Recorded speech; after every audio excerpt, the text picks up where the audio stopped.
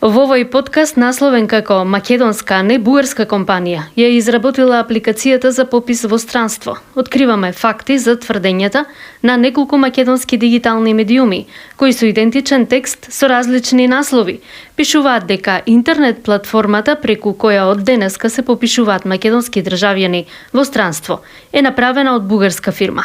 Скандалозно, софтвер инженер открива бугарска врска во македонскиот попис и има бугарска врска во македонскиот попис. Софтвер инженер со скандалозна откритија. Се насловите на текстовите базирани на еден твит. Веднаш потоа авторот коментаторски прашува: посебно прашање во овој контекст е и зошто македонски софтвер компании и инженери кои важат за успешни и на меѓународен план не ја добиле оваа сделка која е важна и од безбедносна и од највисока државна важност. Со тврдењето дека бугарска фирма ја изработила веб апликацијата за попис на македонските државјани во странство, овие медиуми дезинформираат.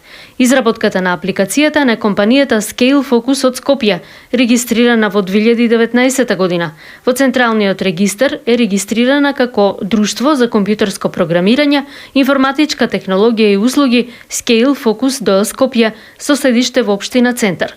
Компанијата аплицирала и добила државна помош од македонската влада со одлука донесена на седница од 16 декември 2019 година.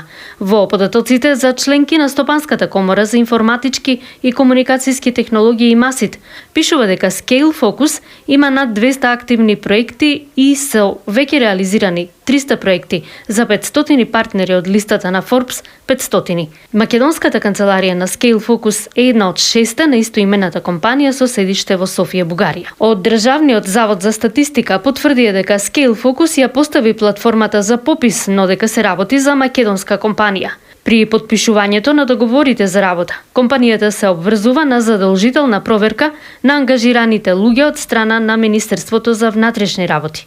По добивањето на одобрението од МВР, ангажираните и одобрени лица подпишуваат изјава за обезбедување тајност и заштита на обработката на индивидуални податоци. Авторите на овие идентични текстови пропуштиле да ги проверат податоците што ги прочитале на социјалните мрежи. За нив е доволно дека корисникот на социјалната мрежа Twitter, кој ја објавил оваа информација, е како што пишуваат основач на повеќе софтверски фирми и важи за сериозен професионалец.